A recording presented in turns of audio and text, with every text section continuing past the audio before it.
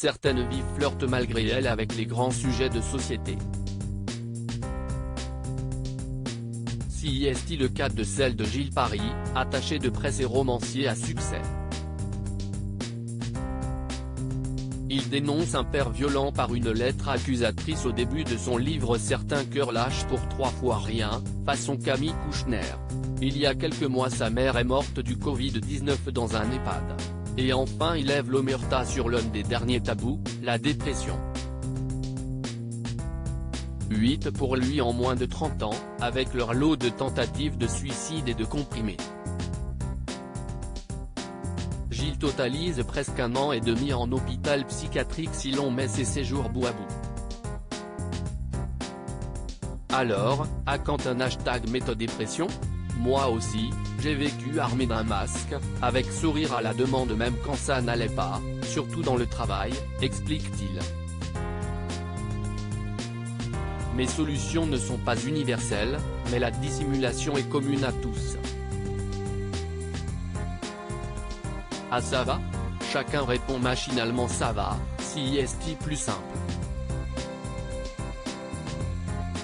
Sauf que la vie, si est parfois compliquée, alors Gilles se meut en funambule, dès son plus jeune âge.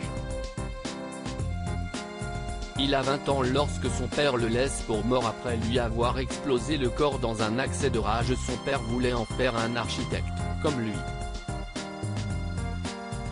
Gilles le littéraire écrit dès ses 10 ans, avant de devenir attaché de presse d'auteur en vue. Son père ne parlait pas, il choisit la communication. Son père pinçait les fesses des femmes, il est élégant. Incompréhension, mépris réciproque entre eux, jusqu'à un événement sans retour. Il a 20 ans lorsque son père le laisse pour mort après lui avoir explosé le corps dans un accès de rage.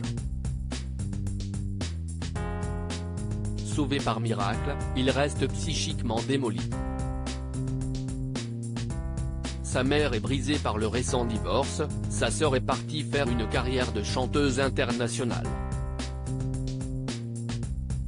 Gilles est seul. Alors il va s'entourer de tout ce qui ressemble à la vie version XXL. L'alcool, la coke, la clope, les courtes nuits, les gens, pour l'amour, avec hommes et femmes, ou pour parler des heures. Son milieu s'y prête, le hasard de ses virées aussi. Je me suis perdu avec certains et sauvé avec d'autres, se souvient-il.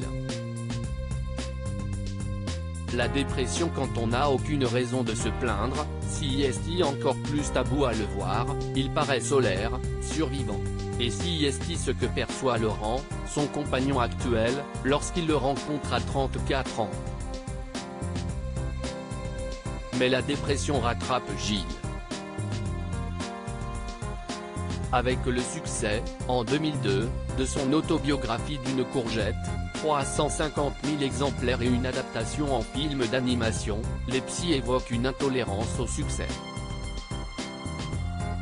Mais ce sera pareil au roman suivant, comme une malédiction. La dépression quand on n'a aucune raison de se plaindre, de l'amour, un toit et un emploi, si est encore plus tabou, détaille-t-il. Et à chacun de ses retours de dépression, il ne s'épanche pas. Pour oser dire pourquoi ça n'allait pas, il faudrait raconter sa vie depuis le début.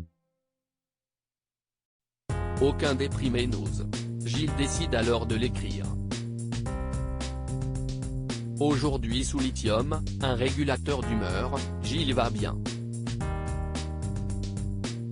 Depuis 2016, il ne déprime plus, même avec la pandémie qui a écourté la liste de ses envies.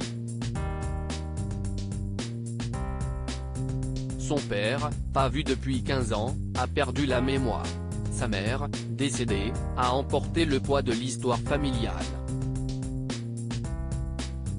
Gilles a retrouvé le droit de se souvenir et le droit d'avoir été déprimé sans raison, comme de ne plus l'être quand il y en a.